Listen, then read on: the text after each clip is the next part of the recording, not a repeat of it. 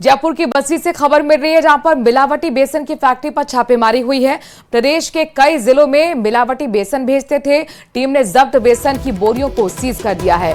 Team ने गुणवत्ता की जांच के लिए लैब में सैंपल भिजवाए। चावल के टुकड़े, बाजरा मिलाकर बेसन बनवाया जा रहा था। छोटी लाल लकड़ा ब्रांड के नाम से पैकिंग की गई थी। बस्ती में बना था ये मिलावटी बेसन, जिस पर ये अब एक्शन लिया गया है। जयपुर की बस्ती से आपको बड़ी खबर बता रहे हैं। मिलावटखोरों का पर्दाफाश हुआ। मिलावटी बेसन की फैक्ट्री पर छापेमारी की गई है। कई जिलों में खबर यह है कि मिलावटी बेसन यहां से भेजा जाता था। अब टीम ने जब्त बेसन की बोरियों को सीज करने की कार्रवाई की है। ये बड़ा एक्शन लिया गया है। टीम ने गुणवत्ता की जांच के लिए सैंपल लिए और उनको लैब में भिजवाया है। चावल के टुकड़े, बाजरा मिलाकर बेसन बनाया जा रहा था। छोटी लाल लकड़ा ब्रांड के नाम से पैकिंग की गई थी।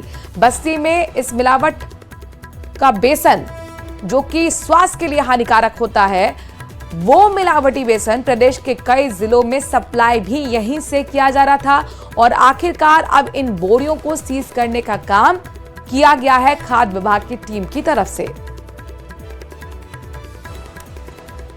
तो मिलावटखोरों के खिलाफ ये बड़ा एक्शन लिया गया है। मिलावटी बेसन की फैक्ट्री पर छापेमारी की गई है। जयपुर के बस्ती से ये बड़ी खबर आपको दिखा रहे हैं। प्रदेश के कई जिलों में बताया जा रहा है कि मिलावटी बेसन यहां से सप्लाई किया जाता था। टीम ने अब ये जो बोरियां जिनमें भरा गया था ये बेसन,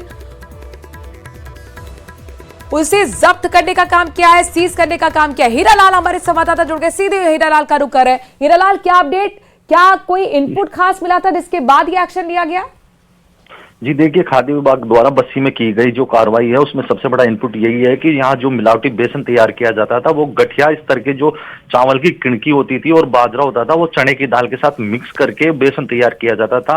और प्रदेश के विभिन्न जिलों और विभिन्न इलाकों में ये सप्लाई किया जाता था। हालांकि अभी विभाग की टीम ने जो सैंपल लिए हैं और प्रयोगशाला में भिजवाया जांच के लिए, उसकी गुणवत्ता की जांच के बाद है जो पूरे मामले का खुलासा होगा कि ये जो तैयार बेसन है वो कितना खतरनाक हो सकता था, स्वास्थ्य पे कितना प्रतिकूल प्रभाव डाल सकता था। लेकिन अभी तक जो विभागीय जो अधिकारी हैं उनकी तरफ से ये कार्रवाई की गई है कि जो भारी मात्रा में जो 538 बेसन की जो कट्टे थे उनको जब्त कर लिया गया है, फैक्ट्री को सीज कर दिया गया है। हालांकि पुलिस अधिकारी भी मौके पे मौजूद है। आगे जैसे जो जांच होगी उसके बाद हो सकता है कि जो फैक्ट्री मालिक है, जो संचालक है, उसके खिलाफ रिपोर्ट भी दर्ज कराया जाए और मुकदमा दर्ज कराया जाए। उसके बाद है पूरे मामले का खुलासा होगा। लेकिन सप्लाई की जा रही थी इसकी?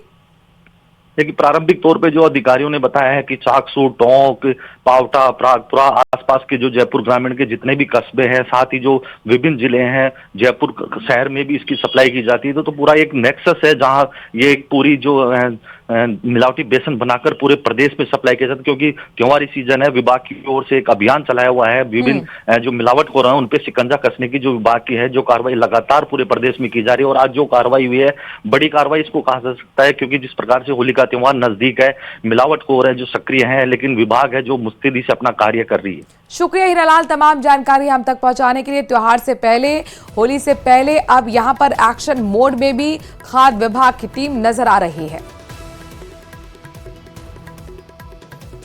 मकरानौली से बड़ी खबर है, जहां पर एसीबी ने घूसखोर टेक्नीशियन को धर दबोचा है। एसीबी की कार्रवाई के बाद विद्युत वितरण निगम के टेक्नीशियन को गिरफ्तार किया गया। 14,000 की रिश्वत लेते हुए गिरफ्तारी टेक्नीशियन की हुई है। बजरंग दास परिवादी की 7 ट्यूबवेल की विद्युत बिल राशि औसत गणना करने की एवज में रिश्वत मांगी गई थी। आरोपी ने टीम को देखकर भागने की कोशिश की, लेकिन एसीबी की टीम ने रिश्वत राशि सहित आरोपी को धर दबोचा। तो फलौदी से बड़ी खबर आपको बता रहे हैं, जहां पर एसीबी ने घूसखोर टेक्नीशियन को धर दबोचा है। ये एसीबी का बड़ा एक्शन रिश्वतखोर के खिलाफ देखने को मिला है। विद्युत वितरण निगम के टेक्नीशियन है जिसको गिरफ्तार किया गया है। 14,000 की रिश्वत लेते हुए गिरफ्तार टेक्नीशियन को किया गया। चंद्रशेखर हमारे संवाददाता इस खबर पर ज्यादा जानकारी के साथ जुड़ गए। चंद्रशेखर, किस बात की रिश्वत मांगी गई थी? देखिए, अगर बात करें तो एसीबी ने एक बड़ी कार्रवाई को अंजाम दिया है। विद्युत विभाग के जो टेक्नीशियन है बजरंग दास, जिसने परिवादी को जो है 7 ट्यूबवेल के विद्युत का बिल जो औसत राशि से गणना करके भेजने के एवज में जो है 14,000 रुपए की रिश्वत मांगी थी। आज जब एसीबी ने पूरी शिकायत का सत्यापन किया और जब कार्रवाई करने पहुंचे तो परिवादी के द्वारा जैसे ही उसने रिश्वत दी तो उसके पास एसीबी की टीम को उसने देखा और वहां से भागने का प्रयास किया। लेकिन एसीबी की टीम ने जो है रिश्वत राशि सहित इस आरोपी को रंगे हाथों दबोच लिया और अब फिलहाल कार्रवाई जारी है। जी शुक्रिया चंद्रशेखर तमाम जानकारी हम तक पहुंचाने के लिए। तो 14,000 की रिश्वत के साथ टेक्नीशियन को धर दबोचा गया है घूसखोर ये टेक्नीशियन। आखिरकार इसकी गिरफ्तारी एसीबी ने की। दरअसल ये जानकारी मिली थी कि वो रिश्वत मांग रहा है परिवादी की तरफ से और उसकी शिकायत दर्ज कराने के बाद ये एक्शन लिया गया है। नेता प्रतिपक्ष टीकाराम जूली ने सरकार पर बड़ा हमला बोलते हुए कहा कि बिजली की आपूर्ति करने में सरकार नाकाम साबित हो रही है।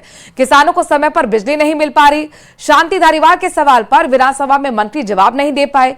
बिजली किससे खरीदी है, कितनी खरीदी है, इसका जवाब सदन में नहीं दे पाए।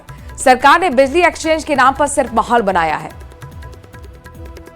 ऊर्जा विभाग के अंदर धारीवाल जी ने जो क्वेश्चन पूछा, उस क्वेश्चन के अंदर सरकार जवाब नहीं दे पाई और इस सरकार की पोल खुल गई। ये जो कह रहे हैं ना बिजली पूरी दे रहे हैं, बिजली पूरी दे रहे हैं, तो आपके पास जो बिजली उपलब्धि नहीं है तो आप पूरी कैसे दे दोगे?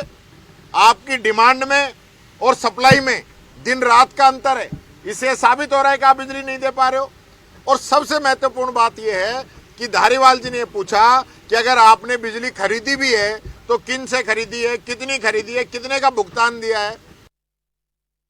तो वहीं नेता प्रतिपक्ष टीकाराम जूली के बयान पर मंत्री अविनाश गहलोत ने भी पलटवार किया। अविनाश गहलोत ने कहा कि प्रदेश सरकार पिछले 1.5 साल में काफी अच्छा काम कर रही है।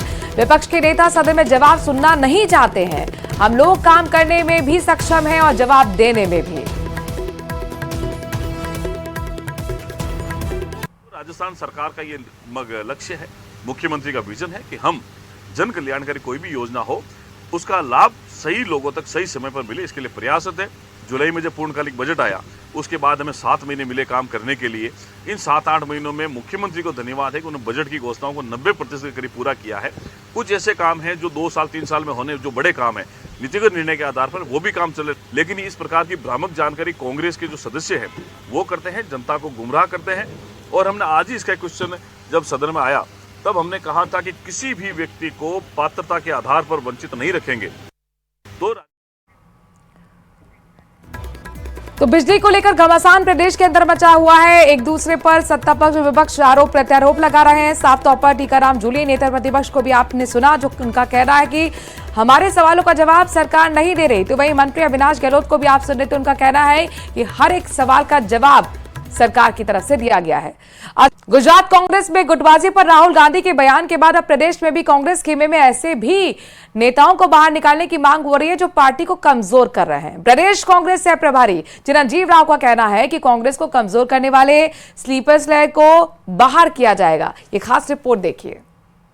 Level, block level, senior level नेता हैं, बब्बर हैं, मगर पीछे से चेन लगी हुई है और बब्बर शेर बंधे हुए हैं सब। कांग्रेस में स्लीपर सेल पर महासंग्राम। राहुल के बयान को चिरंजीव राव का समर्थन। पार्टी को कमजोर करने वाले स्लीपर सेल होंगे बाहर। राहुल गांधी जी ने स्वयं गुजरात के अंदर कहा है कि बहुत सारे ऐसे लोग हैं जो नेशनल लेवल पे भी हैं, जो कांग्रेस पार्टी के अंदर भीतर है कि बीजेपी के एजेंट काम कर रहे हैं। वो आने वाले समय के अंदर जिस तरह से होगा हम लोग कार्रवाई करते रहेंगे। गुजरात दौरे के दौरान राहुल गांधी का कांग्रेस में गुटबाजी पर दिया गया बयान सुर्खियां बटोर रहा है। आलम यह है कि उनके बयानों का समर्थन करते हुए कांग्रेस के नेता भी कुछ ऐसा ही बयान दे रहे हैं। प्रदेश कांग्रेस के सह प्रभारी चिरंजीव राव ने राहुल के बयान को सही ठहराते हुए पार्टी को कमजोर करने वाले स्लीपर सेल को बाहर करने की बात कही है। चिरंजीवी का कहना है जो नेता संगठन को मजबूत करेगा वही पार्टी में रहेगा। राहुल जी ने जो कहा है कि जिस तरह से कुछ स्लीपर सेल पार्टी के अंदर रहकर बीजेपी के लिए काम करते हैं, मैं तो कहूंगा कोई भी नेता या कार्यकर्ता किसी भी पार्टी जुड़ा हो, चाहे कांग्रेस से हो, बीजेपी से हो, उसको उस पार्टी की तरफ निष्ठा रखनी चाहिए। पार्टी को जिसको हम मां मानते हैं, जिसके लिए हम कार्य करते हैं, उसके लिए ऐसा कार्य करना मुझे लगता है बड़ा दुर्भाग्यपूर्ण है। दरअसल श्रीगंगानगर में जिला समिति की बैठक को संबोधित करते हुए चिरंजीव राव ने पार्टी से स्लीपर सेल को बाहर करने की बात कही थी। बहरहाल राहुल गांधी के बयान के बाद चिरंजीवी राय के बयान को लेकर प्रदेश के गृह राज्य मंत्री जवाहर सिंह बेढ़म ने तीखा रिएक्शन देते हुए कांग्रेस मुक्त भारत का सपना पूरा होने की बात कही। वो कह रहे हैं कि उनके ही दल में भारतीय जनता पार्टी के लिए काम कर रहे हैं लोग। तो मुझे लगता है कि जो हमने कांग्रेस मुक्त भारत का सपना देखा था वो निश्चित रूप से पूरा होगा। और दिल्ली के रिजल्ट में जब वो 0 आए तो राजस्थान में भी आगे आने वाले चुनाव में कांग्रेस 0 रहेगी। मैं आज कह रहा हूं, अब लिख लेना। 2 दिन पहले गुजरात दौरे के दौरान कांग्रेस में गुटबाजी को लेकर राहुल गांधी बेहद आक्रामक और इसी